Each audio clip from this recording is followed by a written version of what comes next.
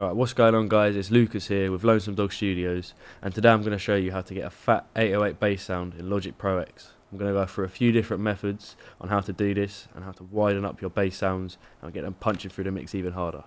Let's get straight into it.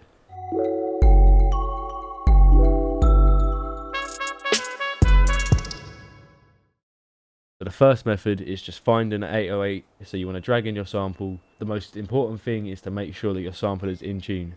So usually on a sample pack or wherever you get it, it's going to come up with what key that the sample is in. So this one here is in D sharp. So that meant that we had to make sure that the starting note where the root key is for our sample is D sharp or E flat. So I move that over here by changing the pitch, and now when we press it, a C is a C, a D sharp's a D sharp, rather than it being 3 semitones out as it would have been. That, I would say, is probably the short, simple method of getting an 808 into your mix, and then you can go from there in terms of the mixing chain.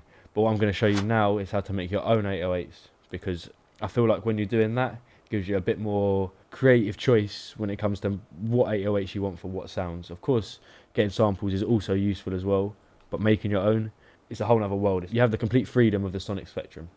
So to do that, we want to open up an instance of Alchemy, go straight into here, and we want to initialize our preset, a blank slate basically.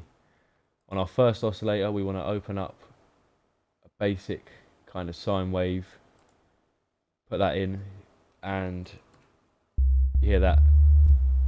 That's what that sounds like. We've got a pretty standard just sine wave sound, and we want to go over to voices, change it to re-trigger the number of voices to 1, so it's mono, so that we haven't got, when you hit your sound, it's not going to layer over each other, it's going to muddy up your mix. So we've got that in there now. So we want to click over here on coarse tuning and turn this on and add in mseg envelope 1. Okay, so now that we've got that on, we want to work on getting that thud at the start of your 808. So we want to bring this right down to here, our x-axis maybe to like 12. Bring this down, and of course adjust the taste however you like it, maybe 24, and this even closer maybe. So let's hear that. Maybe I want to change that a little bit more. We're going to turn the depth all the way up so that it comes all the way through, so we've got much more of a thud at the start of our 808 now. So now we want to go to our ADSR graph and really increase the release.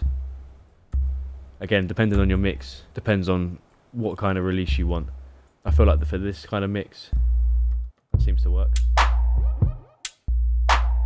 But again, adjust the taste, adjust to how you want it within your mix. So now we're going to bring down our cutoff frequency to maybe 1K. So you're really just getting that low subby sound. Up some of the resonance, increase that drive. And always do this with the 808 playing, so you can hear what you're doing as you're doing it. You don't want to be dragging and moving things just by like this. You want to be able to hear when I bring the drive up what it's doing, when I bring the drive down what it's doing. So we've got a little bit of drive going on there. So the next thing within Alchemy, we want to turn this on, and I really do like the bass enhancer distortion within Alchemy. Change that to fat, only a little bit, like even like 2%.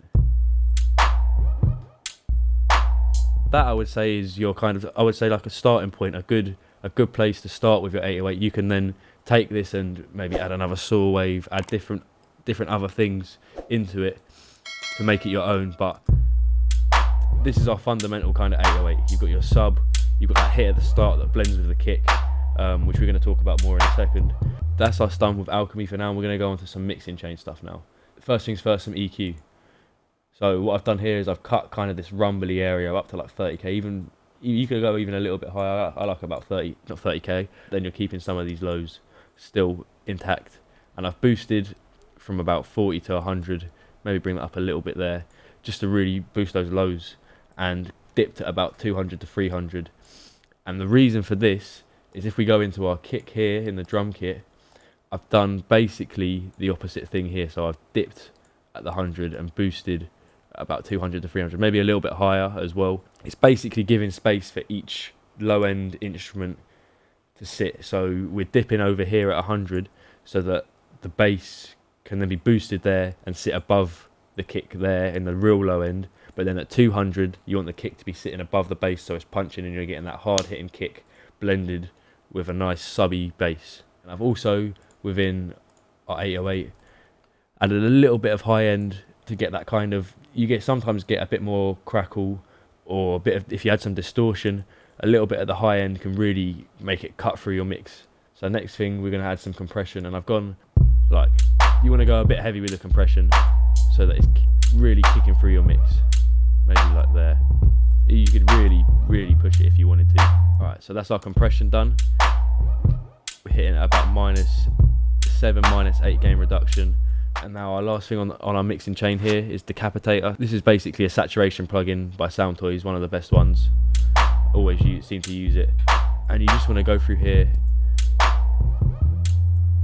and find one of the tones or styles that you like, that fits your sound, fits your mix. And again, add in this Decapitator, then add some high end, so you're getting a little bit boosted and it's pushing at the top end of the frequency spectrum as well as the low end. Maybe not punish, we don't want that hard. But I would say about there. And you could also, I like to add as well, one of Logic's plugins, the sub bass. And what I like to do to figure out where I want it, if we listen in and just turn the wet up to full, you can then just find the frequencies that you want to create, these low end frequencies, where they're going to fit best. Okay, so now if we hear that in the context of the mix, we've got a nice sounding 808 and a nice start. I would say a nice starting point for an 808. You can then take that however you want it. So that's our homemade 808. And now if we go to our sample 808, different sound in a completely different tone, but it's however you want to make it, really. So that's everything, guys. I hope this tutorial has been helpful. Please like, subscribe, and I'll see you in the next one.